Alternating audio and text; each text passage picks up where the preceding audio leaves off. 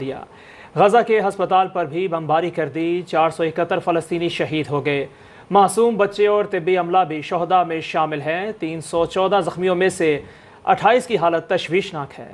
Doctor ने बच्चों की लाशों के दरमियान खड़े होकर सेहूनी खून रेजी को बेनकाब किया। चारों जानिब से महसूर गजा में अब तक 3,478 शहादतें हो चुकी हैं। 12,000 से ज्यादा जख्मियों को इलाज मुआलजे की सहूलत भी मैसर नहीं।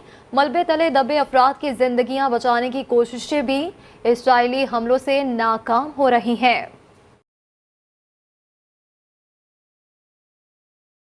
सेहूनी फोर्सेस ने एक बार फिर जबालिया कैंप पर बम गिरा दिए, जिसके नतीजे में दर्जनों फलस्तीनी शहीद और जख्मी हो गए।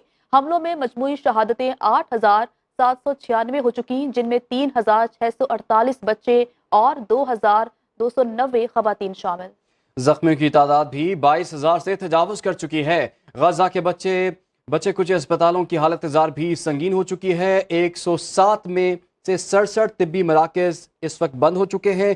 गजा में कैंसर के मरीजों के वाहिद अस्पताल ने ईंधन खत्म होने पर काम करना बंद कर दिया है, जबकि मरकजी अशफा अस्पताल में सिर्फ 24 घंटे का ईंधन बचा है।